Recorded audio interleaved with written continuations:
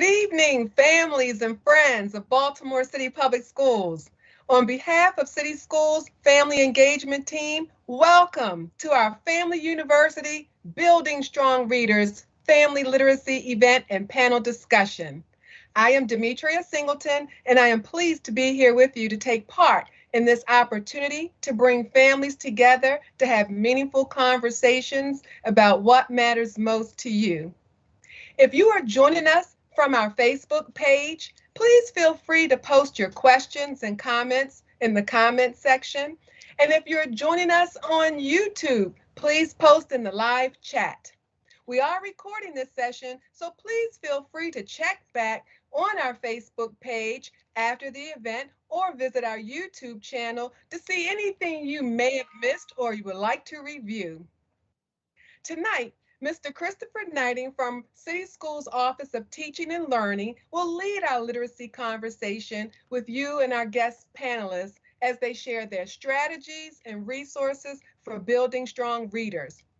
Before I turn the evening over to Chris, I want to briefly share what drives our work for family engagement. We've heard from you, our families, that you want more access to information sharing and transparency, and you want to feel honored, valued, and respected. So we are committed to improving our families' experiences by building relationships based on mutual trust and respect. We know that when we have positive and trusting relationships, along with strategic collaboration around City Schools' blueprint for success, then we will have engagement linked to the success of our schools and our students. This is what drives our work. To that end, this fall, the Family Engagement Office launched the Family University, which partners with district and school level teams, content experts, families, community partners, and other stakeholder groups to provide training and learning opportunities and resources and information for City Schools families to help support learning at home. Through learning opportunities and online resources and videos, we aim to meet the unique needs of our families to build strong homeschool partnerships in support of student learning. Now, I am honored to turn the evening over to Mr. Christopher Knighting from the Office of Teaching and Learning. Thank you, Demetria. Good evening, everyone. Like Demetria said, my name is Christopher Knighting. I am the K-8 literacy specialist that work in the literacy office. Joining me today is Brooke Korch, our coordinator from the literacy office in City Schools. Hi, everyone. We also have Sarah Pasco. She's our K-8 literacy professional developer in City Welcome, Schools. everyone. Arthur Sadie is our high school 9 to 12 literacy professional or specialist for City Schools. Hello, everybody. Also, Heather Bowles is our coordinator in the newly developed Office of Early Literacy. She's from City Schools as well. Good evening, everyone. And Angelique Jessup. She is the program director from the Baltimore Campaign for Grade Level Reading, or GLR, that's joining us this evening as well. Greetings, everyone. Now I'm going to pitch it back to Brooke, who's going to give us an introduction to some of the platforms and overview for how we are structuring support for students and families this school year. Brooke? Thanks, Chris. Before we dive in, we want to just share a quick overview of what students engage in from kindergarten through 12th grade. For our youngest learners, our core curriculum begins with explicit instruction using Foundations in Haggerty. Our knowledge building curriculum is Wit and Wisdom. And on the right-hand side, you'll see personalized learning. In kindergarten through grade 5, our students engage in Amplify reading. And in middle school, we use iReady for personalized instruction. On the bottom there, you see in high school, our older students engage in our instructional guides and then also use Achieve 3000 for their personalized learning. The majority of these pieces are all accessible through Clever's single sign-on. So let's dig into our content. Chris? Awesome, thank you. So as Brooke alluded to, the primary focus for this evening's session is to focus on what resources are available for families whether they be specific activities that we can suggest for you connected to literacy, or maybe some of the what we call asynchronous platforms, those resources that are available to you at home. And we wanted to start with our youngest learners with foundational literacy skills. It's important that we are providing you with specific suggestions and activities, but also reinforcing what specific programs or applications are available at home that you could also engage with. We know that the Office of Early Literacy, the Early Learning Office, is birth through pre-K, and they're going to have specific sessions as well with the Family Community Engagement Office. Primarily, our focus this evening is on K through 12. So most of the resources that we are referencing this evening will be K through 12. The first thing that we want to talk about are at-home strategies for learning. We wanted to provide different activities, strategies for you that are just very simple and things that you can do that are everyday activities. The first one is learning through play. We know that research tells us that our early learning, our early learning littlest people, they actually do best when they are learning through play. For example, taking walks together and discussing what you observe as you are walking in the park, or going to different parts of the city and talking about what types of architecture or what you see walking down the street. Those conversations, those play activities that you're participating in are hugely valuable. Learn about being part of a family and a community. Talk about your family tree, what history looks like in your family. Those discussions are hugely valuable and connected to what kids are working on at school as well.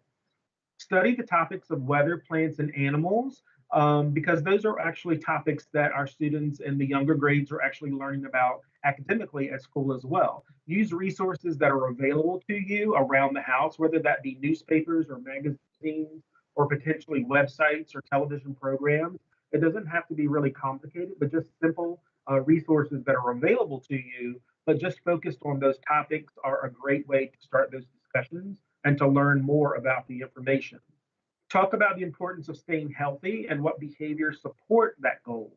So, for example, a simple thing is just brushing your teeth every single day, obviously, taking care of our personal selves. That is something that we want to teach our young learners and actually promote as we get older in life as well. But those personal healthy behaviors and habits are a great conversation to have with our youngest learners.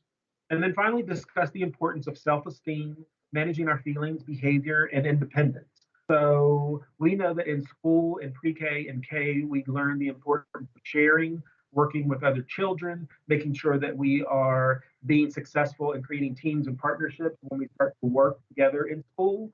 So starting that conversation at home is a really great way to segue into their academic career as well. Those basic examples of what we could do at home for strategies for learning are wrapped up into talking, reading, and then finally just making sure that we're focused on attendance. Attendance is a huge priority for us, whether we are working in a virtual setting or we are doing at-person learning. But those three priorities, just as global ways to kind of bucket all the examples that I just shared, would be great ways for parents, families, and caregivers to support at home.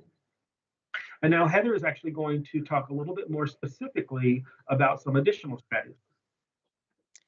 Thanks, Christopher. So, in addition to the things that Christopher mentioned, something that families can think about for our youngest learners are in three specific areas. On the screen, you see some activities that you can do at home to support early reading success. Oral reading is really where it starts, and that's actually just verbal communication with children. Not just talking to them, but also making sure that we are talking with them. This is especially true when encountering new ideas or objects. Call it out, label it in the conversation. That adds new words to their vocabulary, no matter how big or small the new words may be. Next is phonological awareness, which is developing familiarity with the sounds and words, saying nursery rhymes and having kids' names and then write some of the words in that are related to their names, related to word families. That's another good way for them to begin to distinguish the sounds that they might hear in words. Finally, alphabet knowledge. This gets us closer to reading because this is when children connect the sounds that they read with the sounds that they hear with the letters that they are learning in school. So starting with the child's name, as mentioned before, and using that as a starting point to identify the letters that they may encounter is a great way to connect them with the letters and the sounds that are in the world around them. Back to you, Christopher. Thanks, Heather. So as mentioned, now we are specifically going to transition into supporting K-5 students with what we reference as foundational literacy skills. We know that setting that foundation for our students in K-5, specifically with foundational skills, is hugely critical for their later success and their ability to engage with more complex texts, to be able to comprehend what they're reading, to be able to translate what they're thinking and what they're reading into their writing. But it all starts with a foundation of solid literacy skills in K through 5. The first thing that I'm going to talk about is actually connected to our Amplify assessment that our students take for 3 times every year. At the beginning of the year, sometimes you'll hear it referenced to as the BOY, so that already took place at the beginning of the year. Our MOY, our middle of the year, that's coming up in January, and then the end of the year. So those are 3 specific timeframes where we're able to capture foundational literacy skill data on our K-5 students. Traditionally in city schools, we have only captured that data in K-2, but this year we are very excited to be able to do that for our K-5 students because we are able now to see a level of data for foundational literacy skills that is hugely important for our teachers to know how students are trending on literacy skills. That way teachers can actually connect that to their small group instruction in the classroom. And again, whether that is a virtual learning environment or it's actually a face-to-face learning environment. The resource that you see on the screen here, this video and this platform will be available for you on Family University. So that link at the bottom, I'll ask Brooke to click on that in just a second. That is actually referencing what we call the Home Connect resources. This is a website that is devoted entirely to families so that when you receive the feedback, the results from where your children are presenting at beginning of the year, middle of the year, or end of the year, make sure that you get a Home Connect letter from your classroom teacher, from your child in K through 5, and it will say specifically how your child is trending, whether it is in phonological awareness, phonics, accuracy with fluency, and then also comprehension. It will tell you you need to hopefully support your child at home, let's say, for example, on phonics. So that sound symbol correlation, looking at letters and being able to identify and blend and segment letters and sounds, so phonics instruction. So if Brooke will click on that website, this is going to take us directly to a site that you're able to see all the activities that can be pulled up that are connected directly to what that letter is telling you. So if it's saying you on phonics, I would click on phonics and I would see the wealth of activities. I'm seeing that there are many, many different activities that we're scrolling through that you could focus on with your child at home. So again, this is at your fingertips. It's free, it's available the entire year. Any activities that you want to do with your child would be a huge support at home. You just kind of have to get that letter, have a conversation with the classroom teacher, and know what area to focus on based on how they're trending with that Amplify assessment. Thank you, Brooke. The next opportunity that I'm going to reference is something called Amplify Reading. If you haven't heard about it thus far, this is pretty much, I'm going to be honest, the best deal in town because we are working in a virtual space. This is an asynchronous and at-home platform that is available for students in K-5 that's adaptive, meaning it meets students where they are. It's game-like, so they love the fact that it's set up like a game. It focuses on 13 foundational literacy skills, which is really critical in being able to supply that level of support for our students. And it only is something that we want kids to engage with maybe 2 to 3 times a week, but each time that they're engaged with it on the platform for about 15 or 20 minutes. We're going to watch a very short video that gives you an introduction to the platform. After this, if you want to reach out to your child's teacher, if you don't currently have them set up, as Brooke alluded at the beginning of our session this evening, this is available through the Clever app. So it's a one single sign-on. So therefore, your child is just able to go through the app to get onto the platform, but is a huge beneficial platform for that personalized instruction focused on these foundational literacy skills. Let's give the video a look to see what it's telling us. Amplify Reading, an adaptive supplemental program for students K through 8, puts students at the center of the story on their journey to become powerful readers. Starting in Bookerton, where students meet their very own Curioso, a customizable companion that grows alongside them as they learn to read. Students begin with games like WordBots, where they practice segmenting words into their starting and ending sounds.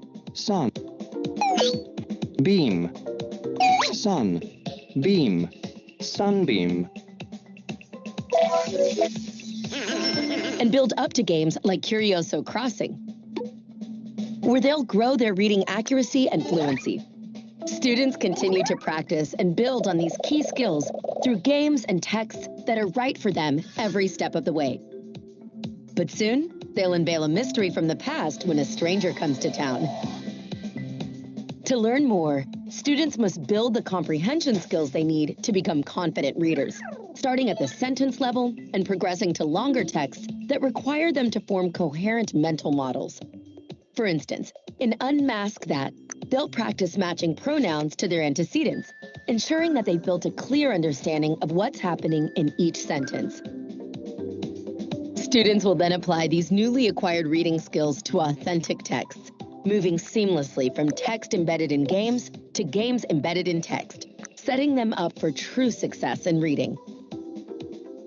The more they learn, the more their Curioso grows, getting stronger and discovering new powers.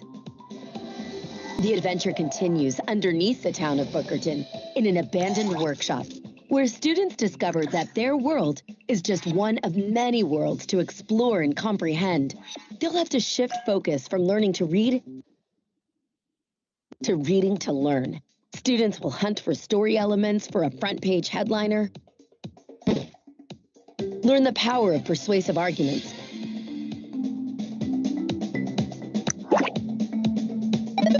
and look for inconsistencies hidden in cursed stories. As they encounter a variety of activities that build on the skills they've acquired so they can take on more challenging texts. When students are ready, they'll delve into a dystopian future world where machines rule, depriving humans of the right to read and think for themselves. They join a band of rebels called the Last Readers on thrilling missions that give students a reason to carefully question the texts they encounter, while discovering the many ways authors convey meaning with their words.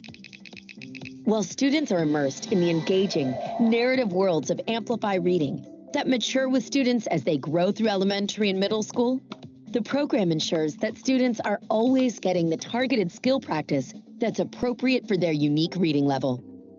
Meanwhile, teachers are receiving the insights they need to follow their students on a journey that can change the way they read and engage with their world, now, throughout their school years, and into the future.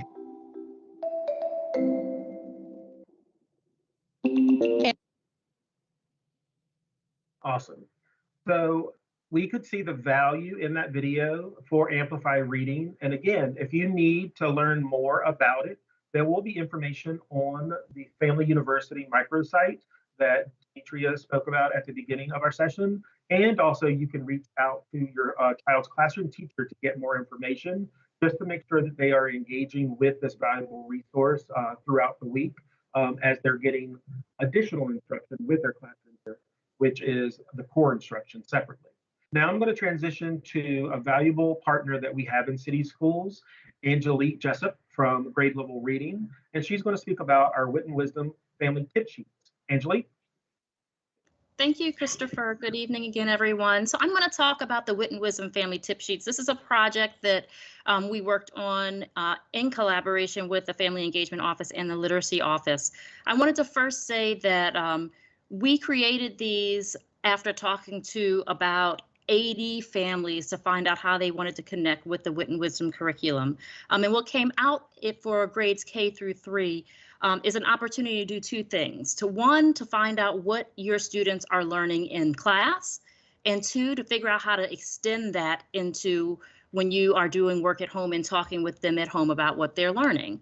So these tip sheets are also in English and Spanish. So we would love to expand more down the road, but for now we have English and Spanish. What you'll find in the tip sheets for grades K through 3 are one sheet that explains everything that's happening in the class. So you'll learn what books your student is reading, what questions they're asking in class, what the vocabulary words are for that module. A lot of the modules include different things like looking at paintings or watching videos. So you'll also have that information. And where we have those resources, you'll have links so you can click and you can say, okay, they're looking at this Alvin Ailey video, for example, in class. You can click on that link yourself and you can see that video that they're doing in class. So you can really have a backseat to what's happening in the classroom. And then secondly, we're extending the tip sheet to what you can do at home. What are the at-home activities? So the at-home activities that you'll have an ability to utilize on the tip sheet are, what are the learning goals for your child? So you might want to know after that whole module, what is he or she supposed to really learn and master? So you'll have that information. You'll have user-friendly links where available if you want to know, my child is supposed to write a narrative, or my child is going to be doing a Socratic seminar. What does that mean? How is that supposed to look? You'll be able to, you can click on a link and you can watch a video and learn more about that. There's also for grades K through 3 a section on phonics, building the foundational skills that both Heather and Christopher talked about. Those are linked to what they're already learning in foundations. Earlier in our presentation, we talked about foundations being one of the key components of literacy instruction in the early grades. So we wanted to make sure we got foundational skills for grades K through 3. And then there's also some activities for how your child can write about what they're learning about in that module, things that aren't necessarily things that they're doing directly in the classroom, but are connected to what they're doing in the classroom. So I think I think module 3, for example, which they'll cover in the spring, and I think second grade, they learn about second or third grade, they're learning about civil rights heroes. So your child, for example, will have an opportunity to test out an activity where they write about their best superpower to help the world, something that's connected that can help build on what they're learning in the classroom.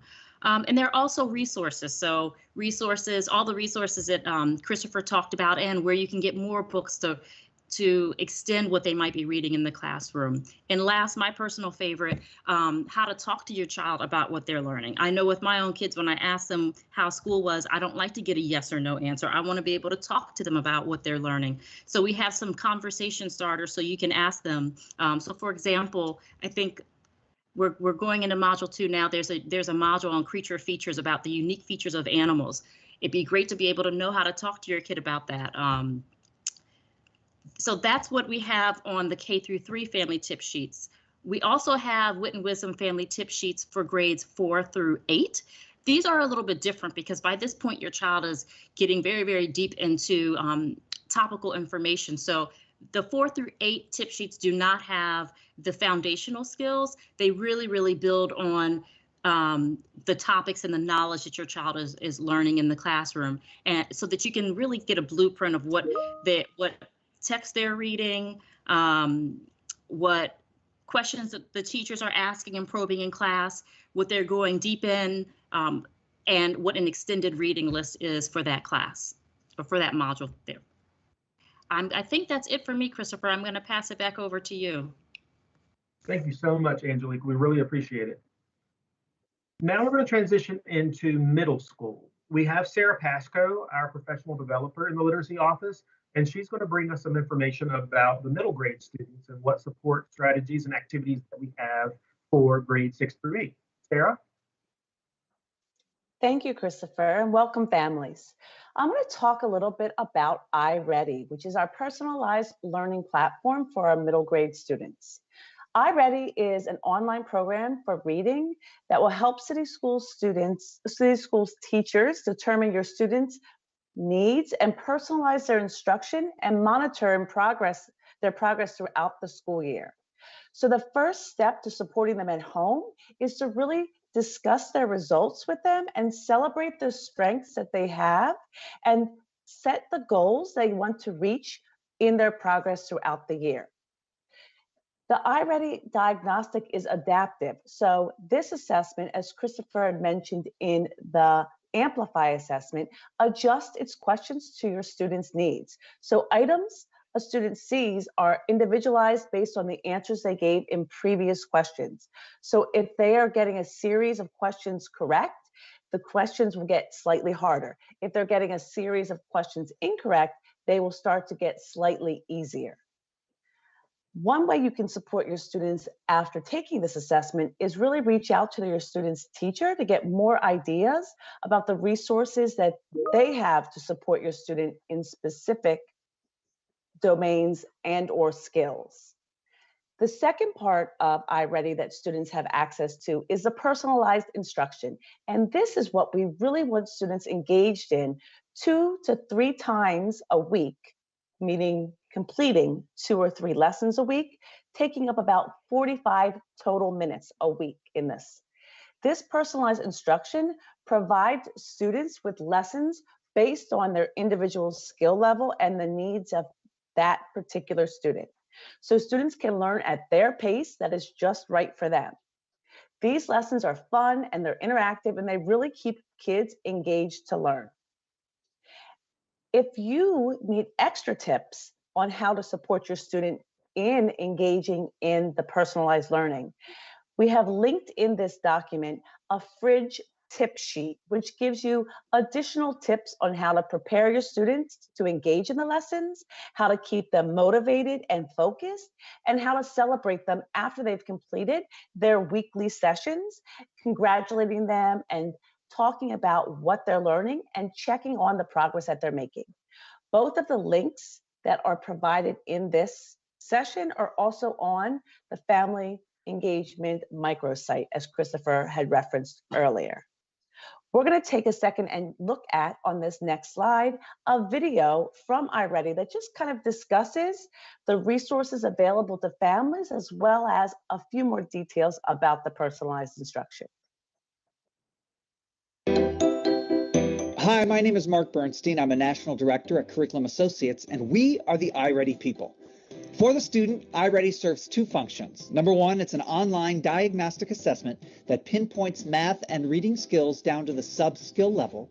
And number 2, it's online learning that caters to a student's specific needs, whether those needs are on, above, or below level. In a moment, I will share a link with you that leads to another video that offers more detailed information. But for now, I'd like to share 4 things you need to know about iReady. Number 1. The iReady online assessment is adaptive in nature. This means that students see questions based on how they're performing. If a student struggles, the questions get easier. If a student is breezing through, the questions become more challenging. Once a student completes the diagnostic, the teacher will know exactly what this student needs, so it eliminates the necessity to overtest our children, thus allowing more time for teaching. Number 2, the iReady online instruction is personalized to the individual. Once a student completes the diagnostic, his or her results will differ from classmates, so we give each student their own pathway based on diagnostic results. If a student needs help with reading comprehension, that student will get lessons to help. If a student has geometry skills above grade level, that student will receive geometry content that's above grade level. Support for those who have gaps to fill, enrichment for those who are exceeding grade level expectations. Number 3, iReady is not a grading tool. Your child won't get an A or C- based on how they perform in iReady. iReady supports students, challenges students, gives students math and reading content that is right at their level. iReady helps children to grow, but it is not used to assign grades. And number 4, iReady is not designed to replace the teacher. In every school district, teachers are an irreplaceable asset. iReady supports teachers by helping group students with similar needs for targeted instruction, what we call differentiation. Once small groups are established, iReady's Teacher Toolbox is just one of the many resources that teachers may use to provide targeted instruction. But replace the teacher? Never. If you can spare 7 minutes, please visit the link on your screen to learn more about iReady and the role it plays in your child's education. Thank you very much for watching this video. We look forward to seeing your students succeed with iReady.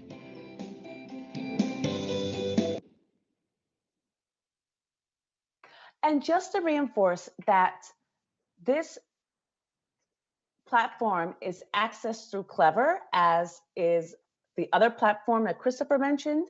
And it really is something that you should see your student participating and engaging with during their asynchronous learning time when they are not with their teacher. So when they have asynchronous time for their literacy instruction, we really hope that they're engaging in these great interactive and fun lessons. Back to you, Christopher. Thank you so much, Sarah. So we spent time on K to 5 and 6 to 8. So last but not least, certainly, we are now going to focus on the importance of supporting our high school students in 9 through 12. We're going to bring forward our specialist, Arthur Sadie, and Arthur is going to actually speak to what is Achieve 3000, which is another platform for that 9 to 12 student range, but also what specific tips that we have, suggestions for supporting students in 9 to 12 at home. Arthur? Good evening, families. Thank you, Christopher. So yeah, just to start with some pretty simple and basic strategies to support your teenagers with reading and writing at home. Let's start with writing, since that's my favorite. Just simply providing a place for your teenagers to write, making sure there's an area that's quiet and well lit. Stock the writing center, you can call it, with writing supplies. Gather family photos and magazines in the center that can be used to help inspire writing. Encourage your teen to keep a reflective journal. This is an excellent writing practice, as well as as a good outlet for venting those teenage feelings. Encourage your teenagers to write about things that happen at home and outside of the home. The reflective journal can be used to develop the senses of writing. It provides experiences in your community that will interest your child and spark her writing. Another strategy could be providing authentic writing opportunities for your teenager. Helping your teenager make connections between writing and the real world will increase their interest in writing. Be a writing role model yourself is a big one. Point out times that you use writing to communicate with others. Discuss authentic writing in the community, such as articles and newspapers, or on billboards or in writing advertisements. Discuss the purpose of the writing and the target audience. When your child writes, you should write. You can schedule a day of the week that you will turn off the television and share your writing. Simply starting a vocabulary notebook, teaching your teenager new words each week and encouraging her to use them. Making it into a game, giving rewards for using the new vocabulary. Asking questions of your writers. Always ask your teen questions when you write. Ask specific questions about your child's writing, such as, how did that happen? How did that make you feel? Can you tell me more about that? What are some other words you could use to describe such and such? Help your teenager publish her writing. Share her writing with others. Place it on the fridge. Encourage her to write for kids' magazines. When your child's writing is published in a children's book, her way to becoming that lifelong writer or author. For reading, some simple reading tips at home. Just like being a writing role model, the number one thing you can do is, as a parent, reading role model. The best way to create a culture of reading in your home is to read as much as possible. The more your teenager sees you reading, the more likely she's going to follow suit. This doesn't change once your child enters high school. Teens are even more resistant to any message that implies do as I say, not as I do. Read together. When you're reading together, after each paragraph, ask questions: who, what, where, when, why, to see if your teenager is understanding what he or she's reading.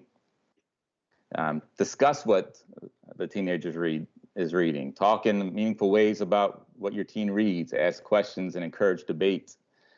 Create an environment of deep discussion and critical thinking in the home.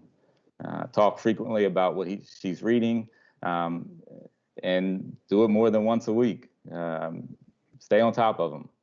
Connect reading to your teen's passion. By high school, your reader may have lost her motivation to work on reading skills, but you can encourage her to stay engaged by looking for ways to connect reading to subjects that are relevant to her. For example, if your teen is a reluctant reader who wants to work with animals, make it clear how important reading will be to more about veterinary science. Leverage her interest in current events. Highlight the ways that your high schooler can use reading to keep tabs on what's happening in her world. Encourage your child to pick up a newsletter or subscribe to a magazine. For teens with learning and thinking differences, reading might seem frustrating or boring, but if your child is interested in sports, politics, celebrities, music, you name it, there will always be something she might want to read. Last strategy for reading, of many, I would suggest monitoring your child's reading, just asking those literal questions about the facts of the text, asking inferential questions about what they think the text means, asking critical questions about how they might use the information, like why did the author choose to use this particular word? How could the author have explained this better? As Christopher and Sarah had mentioned, our personalized instruction at the high school level is through the platform of Achieve 3000. And as part of the ELA recovery plan, high schools engage in not only core grade level content, but also this individualized instruction through Achieve 3000. Students are expected to engage in personalized instruction through Achieve 3000, accessible via Clever, just like iReady is. And they should be doing that intervention, sorry, those are my little babies. Should be doing that intervention on Wednesdays of every week. It's a pretty pinnacle importance that all high school students engage in individualized content provided through Achieve 3000 to accelerate learning. All individualized instruction platforms are evidence-based, and we have a short video from Achieve 3000 that highlights 3 at-home reading strategies that can be used to support your teenager with this online reading platform. Hello, my name is Bobby, and I'm a Director of Instructional Advocacy with the Achieve 3000 team. Over the next few minutes, I'll share with you how Achieve 3000 is working together with your students and teachers to build literacy so they can be prepared for the literacy demands of college, career, and life. So let's start first at the very beginning, which is, what is Achieve 3000? And here's how Achieve 3000 works. At the start of the school year, your student takes an assessment called Level Set. Through a series of text-driven item types, students' reading confidence and their current reading level, or Lexile, is established by the end of this brief but very important test. After your student completes the Level Set assessment, he or she has access to their reading level, or Lexile, as does his or her teachers, as well as you via the home edition. The completion of the Level Set assessment is a necessary step because once it's been completed, students are reading texts in Achieve 3000 at their specified reading level or Lexile. And this allows teachers to be utilizing our content, all of the high interest texts, so that every student can be assigned the same high interest text to every student in one classroom. Have each student read the text independently at their level or Lexile and bring their knowledge to classroom conversations and lessons. This allows for a very personalized reading experience without students having to worry about their text being less complex than another classmate's text. And at Achieve 3000, we believe that providing that type of equity for all students is absolutely critical.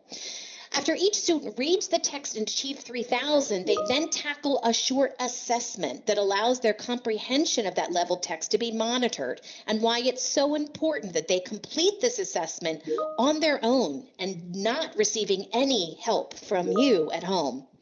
At the end of every month, if the student uses Achieve 3000 with a strong sense of both quality and quantity, the student becomes eligible to have their comprehension and confidence reviewed by the Achieve 3000 platform. If confidence is evident, the student will be moved to the next level of complexity, providing important data that reflects that student's growth. And not only do your teachers and students have access to a tremendous library of high interest texts for students to read in Achieve 3000, but the text can be used in all content areas. For example, in the science classroom, social studies, or history classroom, to generate student engagement in contemporary topics, and provides tremendous opportunities for students at the secondary level to begin workforce readiness and career exploration. And all that content is delivered in either English, Spanish, or our Spanish support versions. So, what are the main goals of Achieve 3000 use in your school or district? Certainly, Achieve 3000 is a great tool for helping students gain reading stamina and comprehension confidence as they prepare for the state assessment. However, another critical goal is to consistently expose students to texts that allow them to use important reading strategies that can be used for all reading that they do, from diving into their science textbook to reading the manual of their first car or the fine print on their cell phone contract. And Achieve is also here to help build the confidence needed to tackle the literacy demands of post-secondary training, college, and the workplace. Thanks so much for joining me for this brief overview on how Achieve 3000 is being used in your student school to support their literacy growth. Feel free to investigate more by visiting us at achieve3000.com.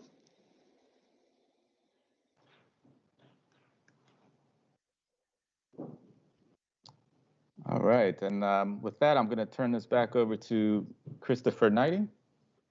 Thank you so much, Arthur. We have been so excited to have this presentation this evening with families across Baltimore City.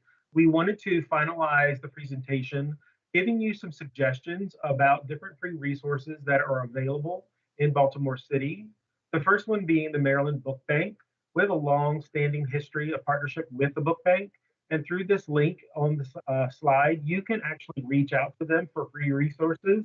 And they even have programs now currently where they can mail books directly to your home, which is a huge opportunity to get more books into individual hands of students across Baltimore.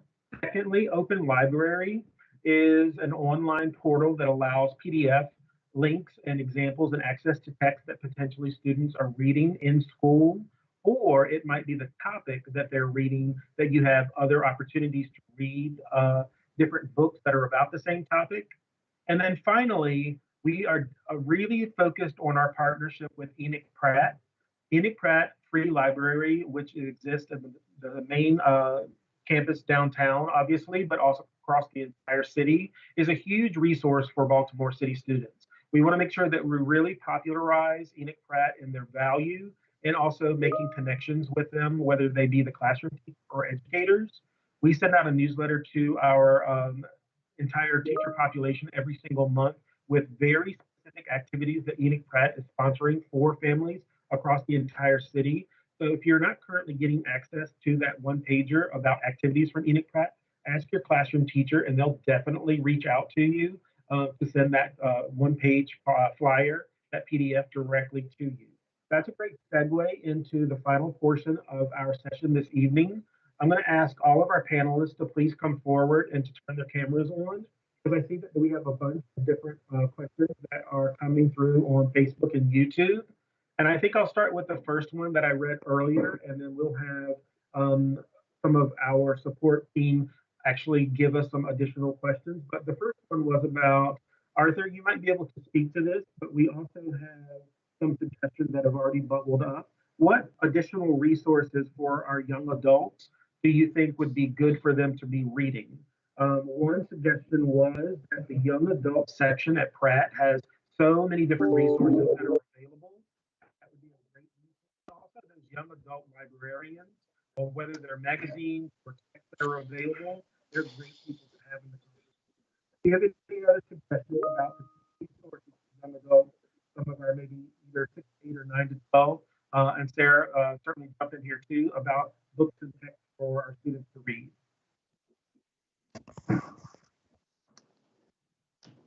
Yeah, so Christopher, I think it really depends on the child's interest, the teenager's interest.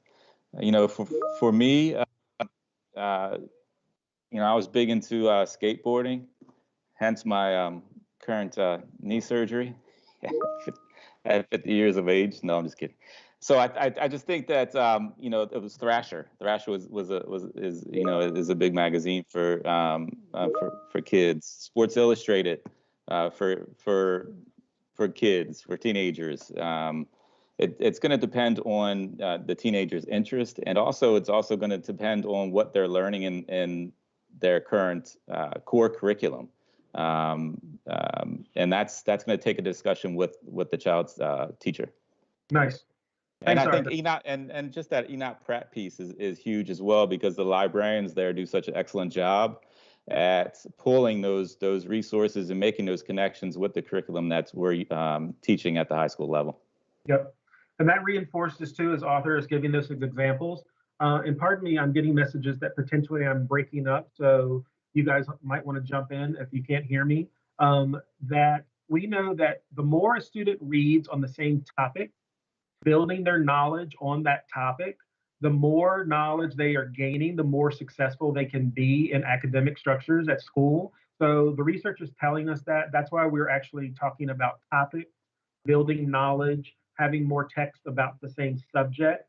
So that's why we've referenced that a couple times this evening. So that would be the cause or the relationship between multiple texts on the same subject matter.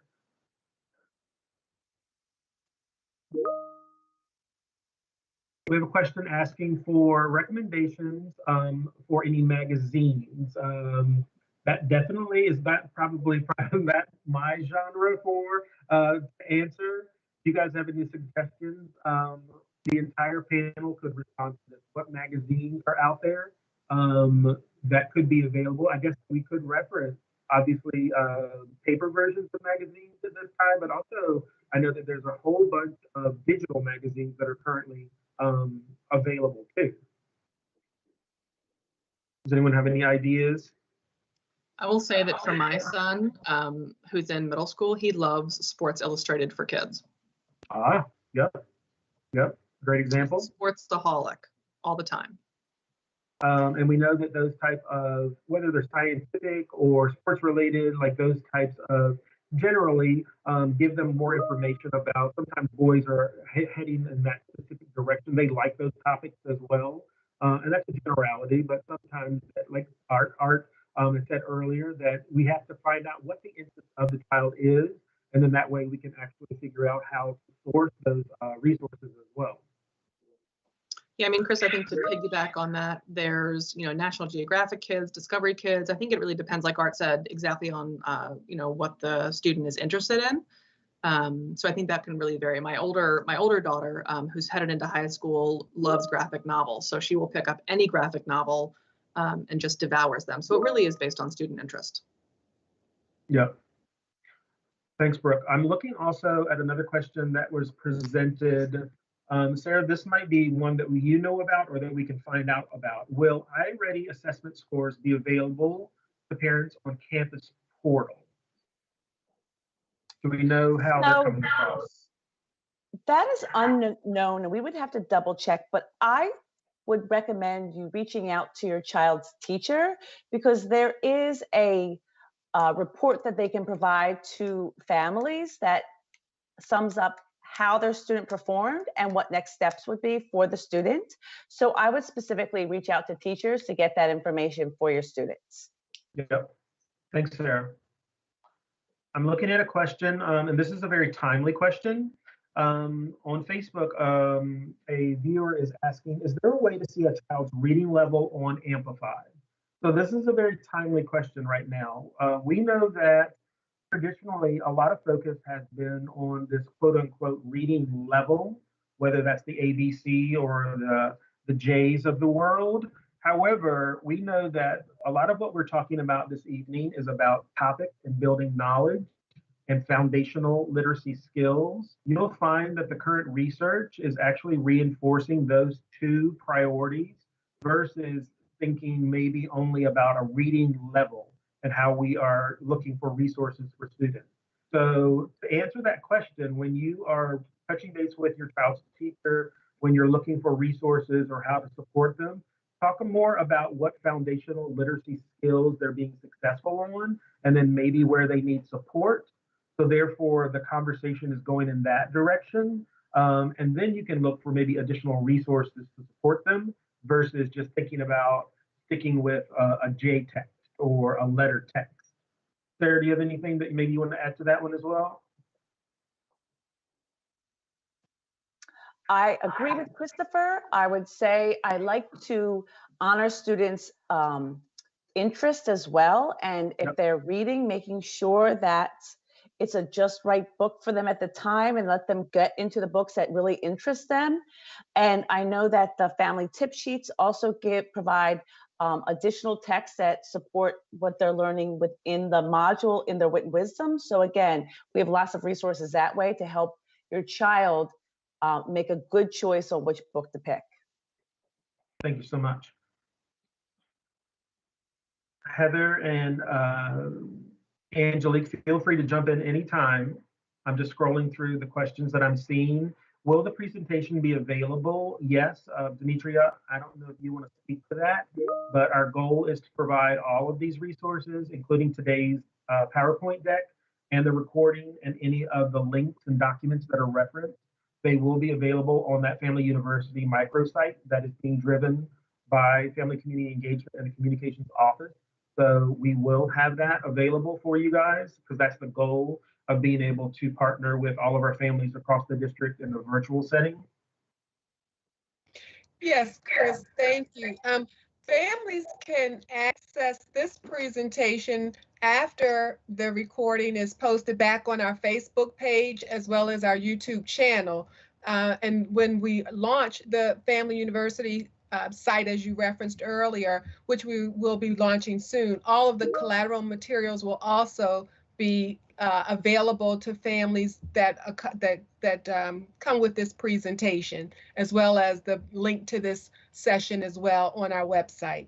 But awesome. But soon they'll be able to get it by going back to Facebook as well as YouTube. Wonderful. Thanks, Demetria.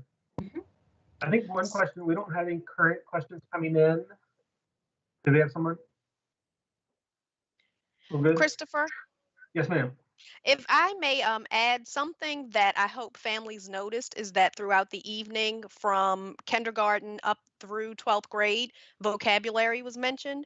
And a great way to build vocabulary, again, is conversation with children. And I know sometimes, even with our little ones, we're afraid to use words that might be too big or seem too cumbersome for them to understand. But it's just so important that we continue to talk to our children, all of them, and help them engage with words, as many as possible, because that's going to be really crucial for not only building their foundational skills, but also thinking through vocabulary and topics like we're discussing this evening. So I just wanted to pinpoint vocabulary again as a great way to engage your children regardless of their age levels. Awesome. Thank you, Heather. I don't see new questions for YouTube or Facebook, but I am going to actually throw out a suggestion. Brooke, were you able to pull up the link for the, what's it called, ITD or the help desk in case parents need to reach out? So that's something that we were thinking. If we want to provide that, it'll be available for you guys in case it's not maybe a content question, but maybe it's a technical support question that you need to know how to access a platform, or if you are having trouble with your device, it would be good for you to get in touch with ITD and the help desk. Chris. Yes. There's a few questions about Amplify on our channels. One says, why don't we use Amplify reading in middle school or in combination with iReady? I do see that. I just saw that, Demetria. Thank you. That's a very good question, actually. We have a long-standing relationship with this partner, this vendor. It's called Amplify. They're a national vendor. And it's a very strong relationship because we get immediate access to not only being able to assess our students on these foundational skills, but we also have immediate access to the data. It's no longer paper-based. It's something that we can see the data, we know how students are trending, and then we're able to support instructional activities with those specific needs. However, they only go up to, I think they stop at grade 6 now. So we have been in conversation with them about what potentially it could look like for middle grades. So that doesn't mean that it couldn't happen in the future, but it does mean that that's actually the capacity of that vendor right now. So there is a lot of, I think, conversation, because I've heard this question a couple times about whether or not that might be possible.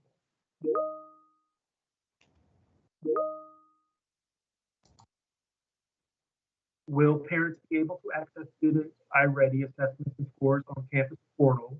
I think that's the one that we just spoke to earlier that Sarah did. And I will say, I just want to pop in and say that iReady is a long-standing platform for middle school and above, and they have a history of success in supporting students' personalized instruction in that way, and that is why we've chosen to go with them and use them. And we've also been using the iReady assessment for a couple of years now, so it really just falls into line with what teachers have been assessing with, and now we have the supports for our teachers and students to continue in supporting students with their personalized instruction. Thanks, Sarah. So here's another question about, do you have to sign in to get Amplify? So Amplify Reading is accessible through Clever, which is the single sign-on. So that's the one app that takes you to every single other app that your student accesses. Yep. So that Clever app is very intimate to the specific student. So whatever grade they're in, what courses they are enrolled in, the single sign-on, if they actually click on the app on their device, whatever platforms are available to them will pop up on the app. So therefore, Amplify Reading is one of those platforms.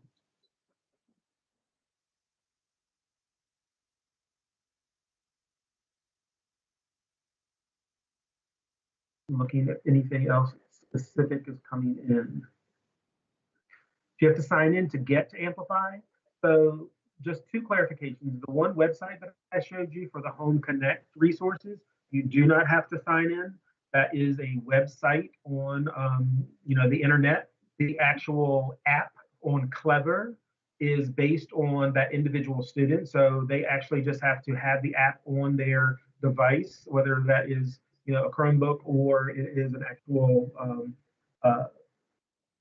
phone that they're using to get access to it. After they get the app, it's already set up, so they don't have to enter any information.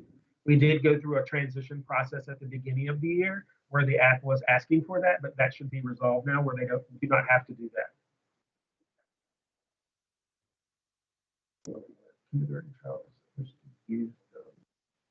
So for a question about if a child has the text for Wit and Wisdom, but they're trying to understand when they're supposed to be using them, that would be a great question to either email or text the individual classroom teacher. We really want to not only provide resources for you from the content office that we've been talking about this evening, but ultimately, we really want to foster that relationship between you as the family and also that classroom teacher as well, or the school administrator, because in a virtual environment, we really want to provide the resources, but those lines of communication are really important. So we would want to make sure that you are reaching out to them. And that's certainly what we are asking our schools to do on their end as well, to really communicate, whether it's the classroom teacher, the administrator, or all the other support structures that are in the building as well. I see that we are coming to close. Demetria, did you want to close for us and have any next steps? Thank you. Well, I would like to thank you, Chris, and all of the literacy team members and our partner, Angelique. I appreciate all of the information you shared with our families this evening. And for our families, I thank you for joining us. And if you have any questions about anything you've heard tonight and you don't recall who do you reach out to or where to go, feel free to email the engagement office at engagement@bcps.k12.md.us or phone us at 410-545-1870. And we'll be sure to connect you with the appropriate folks or give you guidance. And remember, check back on our Facebook page and our YouTube channel for a copy of this video of tonight's session. I thank you again, and I hope you have a great rest of your evening. And we look forward to seeing you at our next Family University event. Stay tuned. Have a good evening.